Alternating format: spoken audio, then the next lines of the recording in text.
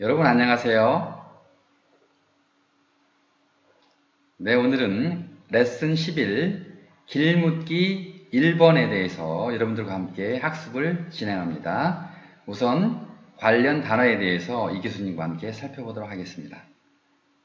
살라성갓, 살라성갓, 동사무소, 살라, 학교죠. 살라 리은, 마찬가지로 학교라는 뜻이죠. 근데 여기에 성갓, 그러면은 행정구역에서 동에 해당되는 겁니다. 우리가 어떤 영역이나 부분도 있는데 행정구역의 상에서는 동에 해당하는 것이 성갓.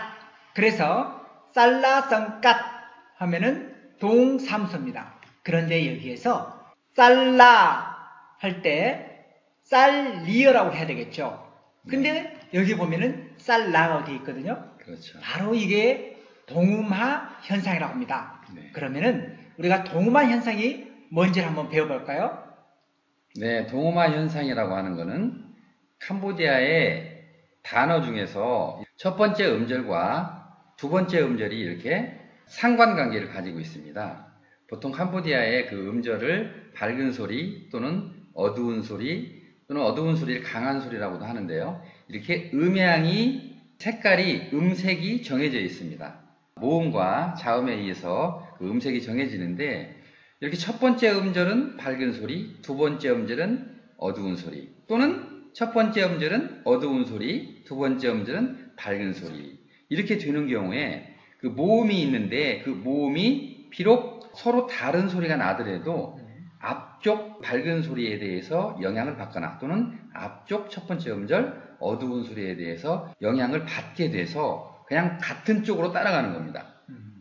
첫 번째 음절이 밝은 소리면 두 번째 음절도 어두운 소리로 쓰여져 있는데 밝은 소리를 내버리는 거죠. 그리고 첫 번째 음절이 어두운 소리가 나왔는데 두 번째 음절은 밝은 소리로 쓰여져 있는데 그냥 어두운 소리로 따라가 버리는 거죠. 네. 자, 이러한 현상이 바로 동음화 현상이라고 하는 거죠. 동음화 현상이라고 하는데 그렇게 이 동음화 현상이라고 하는 거는 비록 캄보디아의 음율 현상만은 아닌 것 같습니다. 뭐 세계적인 현상일 수도 있고 왜냐하면 예를 들어서 만짝 만짝 그러면 만쩍 만쩍 이렇게 얘기하지 않죠? 네. 별이 반짝 반짝 만도 아고 짝도 아죠. 네. 근데 먼쩍 번쩍 이러죠. 그런 것처럼 한글에서나 캄보디아에서나 이렇게 첫째 음절, 둘째 음절이 상관관계가 있게 편안하게 발음이 되는 현상. 결국 이 동음화 현상은 캄보디아만 있는 그런 현상은 아니지만 캄보디아에서는 어떠한 특정 자음이 나왔을 때는 반드시 변해야 되는 경우가 있고 또 변하는 경우도 있고 안 변하는 경우도 있는 것처럼 불확실한 경우도 있고 그래서 어떤 경우는 동음화 현상의 무조건적인 무조건 법칙 그 다음에 확실하지 않을 때는 불확실성 법칙 이렇게 이제 분류하는 부분도 있지만 어쨌든 우리는 그렇게 깊이 있게 알 필요는 없지만 이렇게 그런 현상이 있을 수 있다. 그래서 쌀라 같이 쌀 밝은 소리죠. 네. 그 다음에 로 이어니까 리어 어두운 소리죠. 어두운 소리죠. 그러니까 밝은 소리 어두운 소리인데 그럼 쓴 대로 읽으면 쌀 리어인데 이게 동음화 현상으로 인해서 쌀라 이렇게 읽어줘야 된다고 하는데 그러한 법칙으로 인해서 우리가 그대로 읽는 게 아니라 쌀라 읽게 되는 경우가 있겠구나 라는 정도만 아시고 지나가면 충분할 것 같습니다. 네. 그래서 조금 한 걸음 더 나아가 보면요. 뿌억어라고 하는 것이 밝은 소리고 뿌억오 어는 입의 구강의 바깥쪽에서 나는 밝은 소리입니다. 경쾌한 소리 뿌억어 반면에 저쪽 안쪽에서는 뿌억오 어와 오를 그룹으로 딱 두 가지 그룹으로 명암으로 분별을 하게 되어 있는데 소리를 바로 그 밝은 소리의 전체 그룹을 뿌억어라고 합니다. 그 다음에 어두운 소리, 즉 강한 소리의 전체 그룹을 뿌억오라고 이렇게 표현하는데요. 이렇게 밝은 소리가 첫 번째 음절에 나오고 두 번째 음절에 어두운 소리, 강한 소리가 나오는데 그 중에서 너, 로, 워 이렇게 어두운 소리 세 가지가 나와서 명암 대비가 되는 경우에는 무조건 변해야 된다고 하는 뜻입니다. 안 변하면 안 되는 거죠.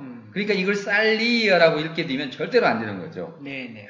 이게 바로 무조건 법칙이면서 동호만 현상인 거죠. 그래서 여기 찌렁 이응이라고 읽지 않고 찌렁 밝은 소리로 변음이 된 거죠. 왜냐? 이 찌러가 밝은 소리이기 때문에 그렇습니다. 첫 번째 음절. 네. 여기 첫 번째 음절 쌀, 두 번째 음절 리어. 그래서 쌀리어가 아니라 쌀라 밝은 소리로 변음됐고요. 그 다음에 찌러 밝은 소리죠. 네. 위어 이게 어두운 소리지만 와 밝은 소리로 변해서 찌러 와 이렇게 변음이 된 거죠. 네. 네.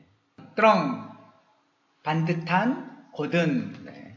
그래서 우리가 떠뚜렁 하면은 반드시 가세요. 직진하세요. Go straight. 네. 그러면은 왼쪽으로 가세요 할 때는 But swing.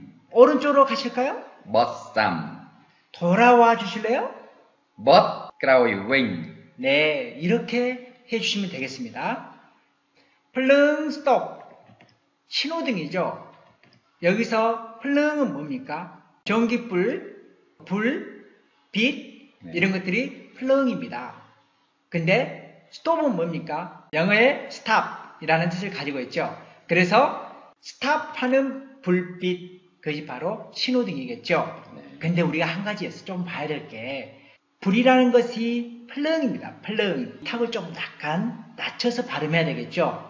근데 여기에 플리응 이렇게 하면은 바로 우리가 비가 내릴 때 그때 사용하는 비가 바로 플리응입니다.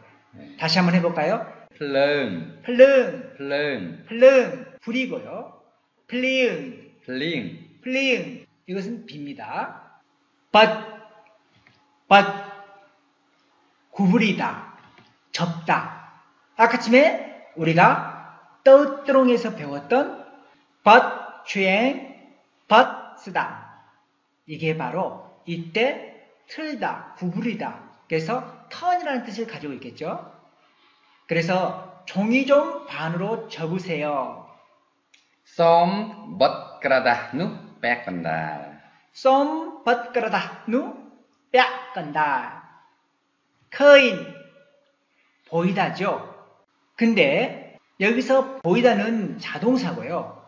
뭐는 뭡니까? 보다로서 타동사로 쓰고 있습니다. 형, 저 건물 보이세요?